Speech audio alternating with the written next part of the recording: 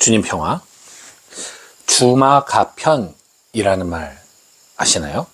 달리는 말에 채찍질을 한다는 거죠. 달릴 때 더 빨리 달리도록 자극을 주는 거죠. 뭐 비슷한 말로 뭐 물이 들어온 김에 노를 젓는다, 뭐 이런 속담도 있죠.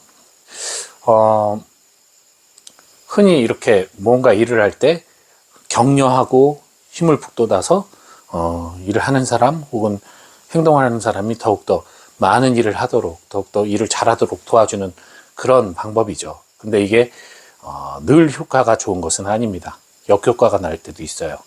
어떨 때 역효과가 나냐면 너무 아파. 달리는 말에 채찍질을 하는데 너무 아파. 적절한 자극이 아니라 고통을 줘요.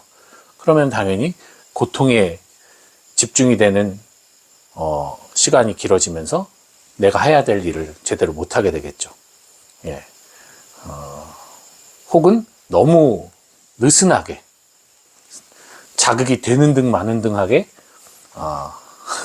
때린다면 뭐 그것에 아랑곳 않고 자기 마음대로 하다가 멈출 수도 있겠죠. 그래서 적절한 것이 필요합니다. 흔히 우리가 그래서 채찍과 당근이란 말을 하잖아요. 이렇게 달달 볶을 때도 있어야 되겠지만 부드럽게 감싸주고 위로해주는, 그래서 공동체에는 그렇게 들들 볶는 사람과 위로해주는 사람이 한 사람씩은 존재해야 공동체가 잘 돌아갑니다. 부부관계에서도 어느 한쪽은 편을 들어주고 어느 한쪽은 엄한 게 보통 그렇게 되죠. 둘 다 엄하면 아이는 싸가지 없게 크고, 둘 다 너무 관대하면 아이는 싸가지 없게 크는 것이고, 버르장머리 없게 크는 것이고, 둘 다 엄하면 아이는 자존감이 낮아지고 두려움 속에 사회성이 결여가 되겠죠. 어쨌든 이 주마가편, 적절한 자극은 오히려 그 자극을 받는 이에게 활력을 주고 약간의 긴장과 함께 더욱더 집중도를 높이는 좋은 방책입니다. 하지만 거기에 나의 감정이라던가 나의 어떤 주관적 의지, 즉 상대방의 어떤 모습을 배려하지 않고 상대방의 상황을 배려하지 않고 나의 주관적인 감정을 담아서 상대방을 자극을 줬을 때는 상대방이 받아들일 수 없는 자극이기 때문에, 예를 들어서 말에게 달릴 때 말에 이렇게 엉덩이를 이렇게 딱딱딱 때리는 것은 말이 자극을 받고 더 정신 차려서 달릴 수 있게 하는 건데, 그게 아니라 말에다가 못을 계속 찌른다. 그럼 말이 달리겠어요? 아픈데? 그죠? 그런 것처럼 그 상대방이 어떤 사람인지, 상대방이 어떠한 마음을 갖고 있는지, 또 상대방이 어느 정도의 능력과 어느 정도의 위치에, 상태에 있는지를 잘 파악해서 거기에 맞게 적절하게 자극을 주기도 하고 또 풀어주기도 하는 지혜가 필요할 겁니다. 이게 리더십이죠. 이것이 바로 신앙생활에도 똑같이 적용된다는 사실 여러분 아십니까? 여러분, 많은 분들이 신앙에 대해서 또 영성에 대해서 교리도 하고 교육도 하고 강의도 하고 하죠. 근데 그것은 불특정 다수에게 하는 강의이기 때문에 못 알아듣는 사람은 못 알아듣고 알아듣는 사람은 알아듣는 거예요. 하지만 개별적인 면담, 개별적 상담, 개별적 영성지도, 이 경우에는 영성지도하는 사람들에게는 특별한 은사와 또 본인의 기민한 시야가, 영적 시야가 필요합니다.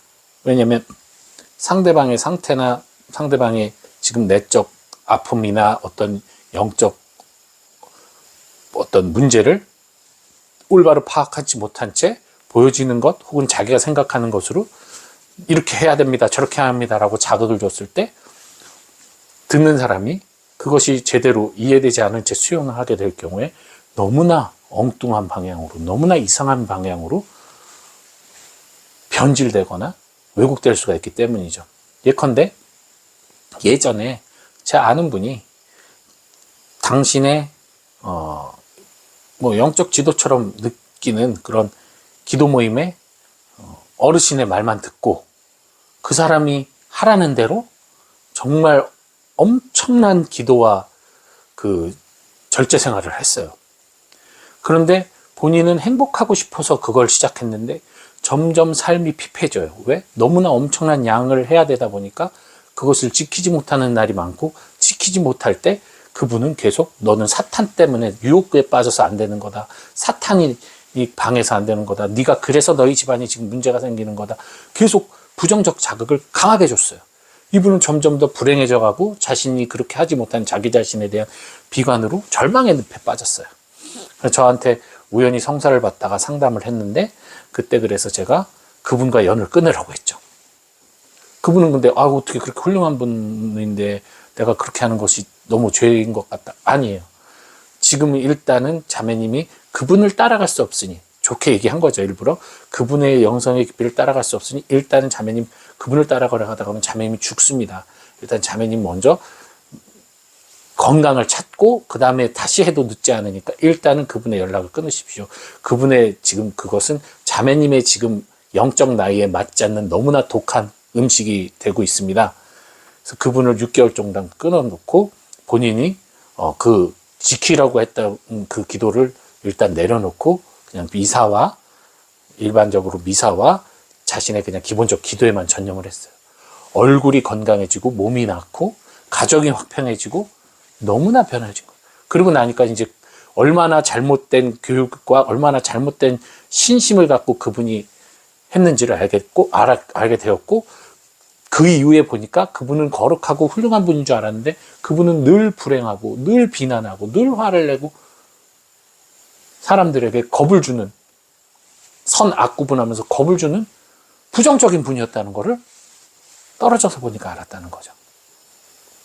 이렇게 부적절하고 강한 자극은 무조건 푸시하는 상대방의 어떤 위치, 상황, 상대방의 능력, 영적인 힘도 사람마다 다르거든요. 어떤 사람은 묵주기도 한 번 바치는 것만으로도 깊게 잠심할 수 있는 사람이 있지만 어떤 사람은 50달을 바쳐야 잠심이 되는 사람이 있어요.